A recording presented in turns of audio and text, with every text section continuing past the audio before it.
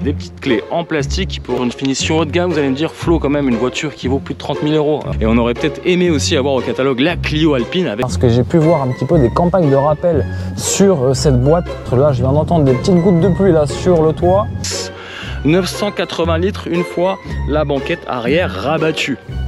Honnêtement, vous posez la question par rapport à une boîte CVT Toyota, rien à voir. C'est la motorisation la plus puissante de la Clio.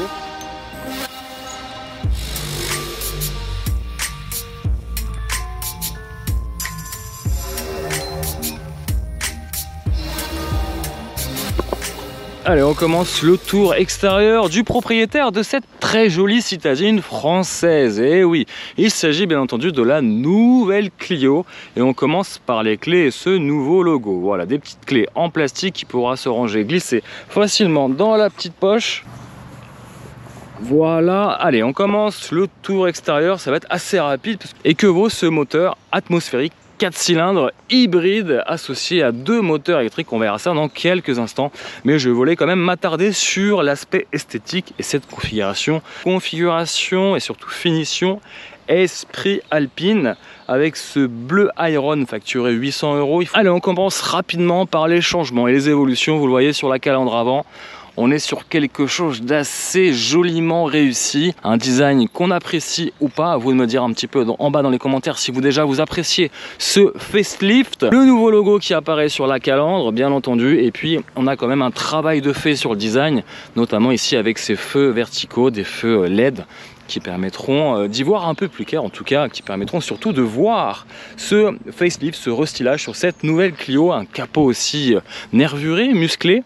Non, j'aime beaucoup. On continue sur ces jolies jantes en 17 pouces 205/45 avec la particularité ici sur ce coloris, c'est d'avoir l'écrou central qui doit se dévisser, couleur bleu Iron. Pareil, hein, la finition esprit Alpine. Attention, c'est pas une motorisation puissante malgré le fait que ce soit la plus puissante des Renault Clio, puisque c'est terminé les Clio RS et on aurait peut-être aimé aussi avoir au catalogue la Clio Alpine avec un vrai moteur. Là, cette fois-ci, on est sur une version full hybride, donc une hybride non rechargeable qui fait quand même 145 chevaux. Je vous rappelle, c'est la motorisation la plus puissante de la Clio. Et regardez-moi aussi de profil, elle a quand même une belle allure avec ses poignées de porte intégrées dans le vitrage, un vitrage surteinté à l'arrière noir, pas d'entourage de chrome autour des vitres, uniquement du caoutchouc noir, hein, c'est même pas du plastique laqué noir, qui lui confère une finition très sportive. Une masse de 1220 kg à peu près sur la balance, ça dépendra des options.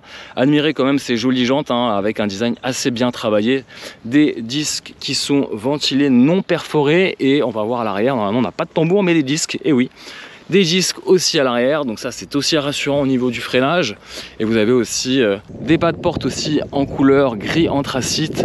Vous avez bien sûr la petite finition esprit Alpine avec le A Alpine, les coques de rétroviseur en noir, l'antenne de toit requin aussi en noir laqué. Elle est vraiment sportive, hein, presque un peu tunée, surtout quand on voit un petit peu ces feux arrière restylés, hein, en cristal quelque part. Hein, c'était un peu la mode dans les années 2000, surtout chez Lexus, de mettre ces feux un petit peu cristaux. Et puis en arrière, assez banal, pas de sortie d'échappement, même si vous voulez la voir, elle doit être ici sous le pare-choc, avec des petits éléments ici en gris anthracite.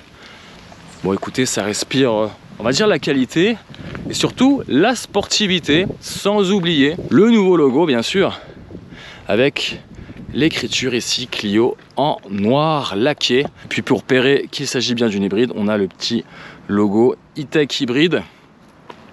Voilà, c'est à peu près tout en termes de style. Un style qui change radicalement à l'avant, un peu moins à l'arrière. Dites-moi ce que vous en pensez.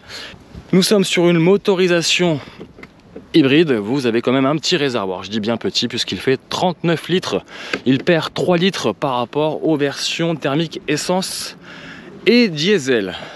J'oubliais, mais en termes de dimension, on est sur une largeur de 1,79 m et une longueur petite, réduite, puisque nous sommes sur une citadine, donc une longueur assez réduite, 4,05 m, de long. Ça c'est plutôt pas mal pour se faufiler dans les villes. Et puis la hauteur, on verra si ça profite aux places arrière et surtout à l'accessibilité avec une hauteur de 1,44 m.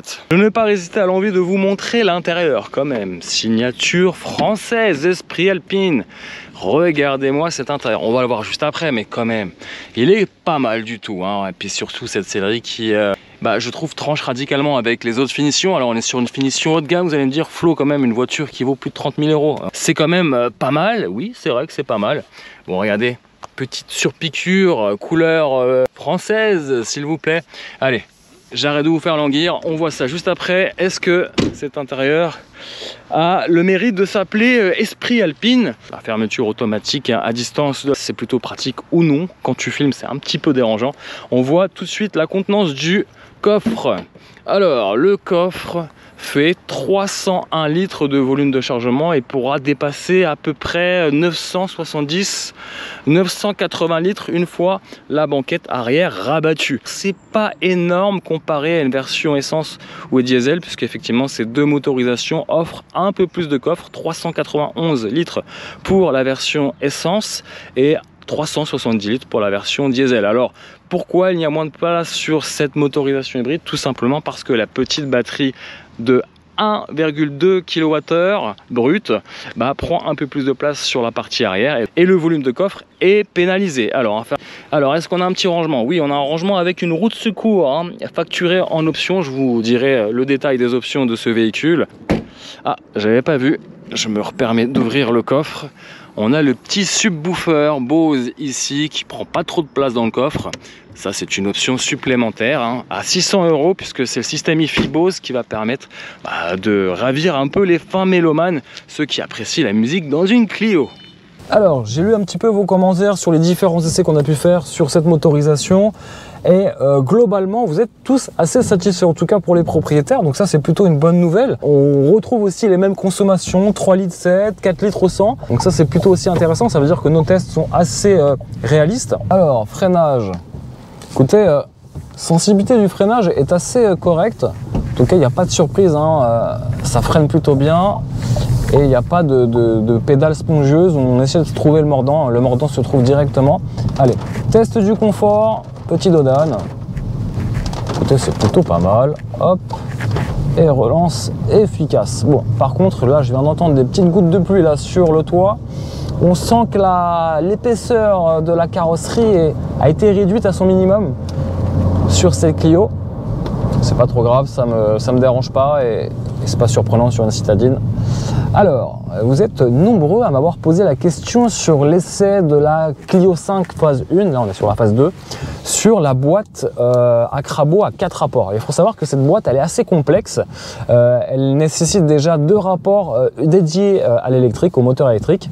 Et honnêtement, vous me posez la question par rapport à une boîte CVT Toyota, rien à voir. Ça ne mouline pas du tout, ça répond directement. Et c'est vrai que même quand le moteur thermique reprend le relais, ça s'emballe pas autant que la boîte CVT ou ICVT de chez Toyota ou chez Lexus. Donc ça, c'est un très bon point. Donc pour moi, si je devrais choisir la boîte, c'est la boîte Renault.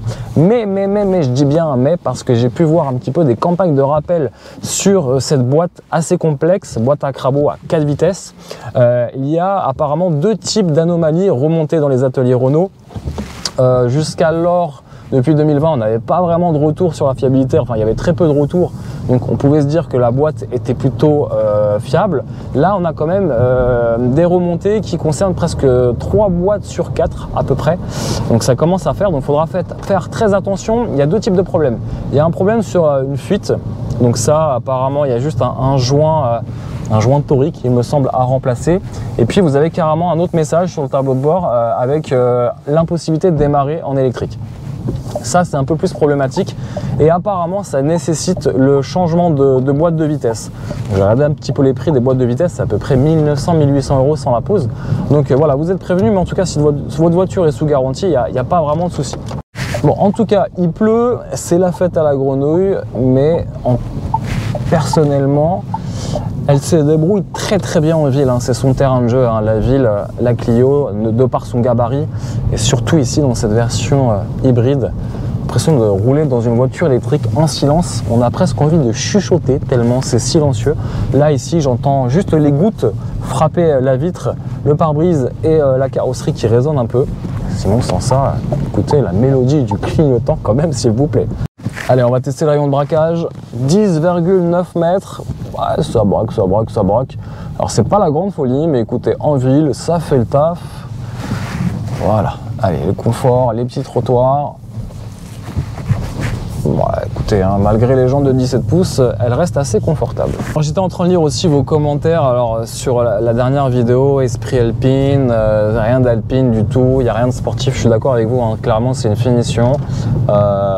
C'est une très belle finition, on va pas se mentir, avec des très beaux sièges, une belle sellerie, qui a un coût, hein, c'est sûr, il faudra rajouter à peu près 4 000 € de plus qu'une finition standard. Vous avez la finition Evo, Techno et Esprit Alpine. Alors c'est vrai que la finition Evo, vous avez très peu d'équipement. Je vais quand même tester, hop, pas de roulis même sous la pluie, ça tient le pavé, hein, franchement, rien à dire. Hop, et la petite reprise. Non, franchement, une petite voiture légère, sympathique, presque silencieuse, agréable, et puis avec une boîte de vitesse, comme je vous disais, franchement, qui est ultra agréable. Le freinage, pareil, est consistant et homogène lorsque j'ai une pression sur la pédale de frein. Regardez, là, je vais réaccélérer, même un petit coup. Ça part, hein. Franchement, ça part. Et pas de perte de motricité. Alors là, c'est assez étonnant. Très étonnant même. Je pensais vraiment avoir, avec l'apport de couple, un essieu avant assez dépassé. Bah écoutez, bien surpris dans le bon sens du terme. Donc c'est une belle petite réussite avec un confort, même sur des petits trottoirs à basse vitesse. C'est assez agréable. Alors allez, hop, là, on a... Ouais, même là, hein, franchement, genre 17 pouces, rien à dire. Voilà les amis, j'espère que cet essai à bord de cette citadine française vous a plu. Esprit Alpine bien sûr, belle configuration. N'hésitez pas à réagir en bas dans les commentaires de cette vidéo bien entendu. Et surtout n'hésite pas à mettre le petit pouce vers le haut bien entendu. Et surtout si tu n'es pas encore abonné à la chaîne, n'hésite pas à t'abonner à la chaîne Vlog Carte Passion sans oublier la cloche des notifications. Je vous dis à très vite pour de nombreuses aventures en vidéo bien sûr. Ciao ciao.